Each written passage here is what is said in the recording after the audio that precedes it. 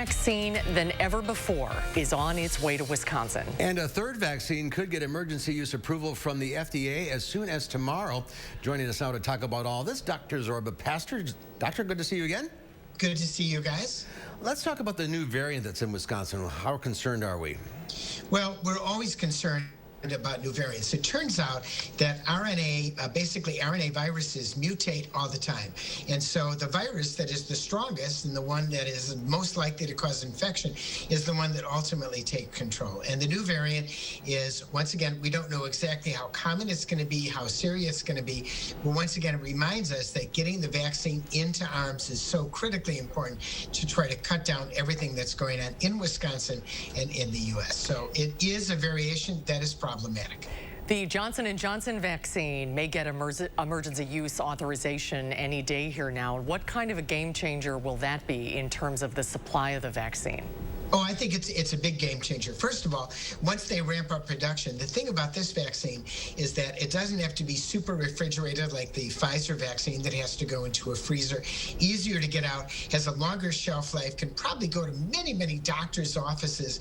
Right now, the vaccine is really only in places that are specialized to be able to handle the vaccine. So it's going to make it much easier and much broader. Now, the real question is, how effective is it? Well, it's about 65, 70% effective. But when we look at the serious infection of getting into the hospital, whether or not you're actually going to be in an ICU, right now, it appears that the J&J vaccine is probably about as good as the Moderna and Pfizer vaccine. Now, how both of these vaccines, or all three of these vaccines rather, work against the variant has yet to actually be determined. But I think the J&J vaccine is going to make a huge boost, and it's going to allow us to get more vaccine out in places so people can go to their local pharmacy and get vaccinated. And it's just one shot.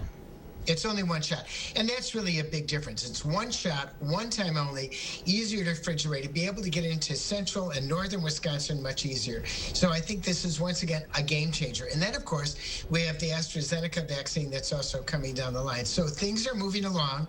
The real issue is you've got to stay masked, you've got to stay socially distanced, and you've got to be careful until basically this is curbed. The numbers are looking better in the state, but I think it's because more people are masking up and paying attention.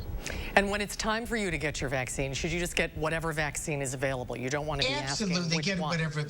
Absolutely. And you know, from a side effect profile, people still ask me the same question. Like I said, for the Pfizer and Moderna vaccine, you are 10 times more likely to be struck by lightning than have a serious side effect from the vaccine. And I think that kind of puts it into perspective. It's just waiting your turn that's disturbing to some people, or annoying.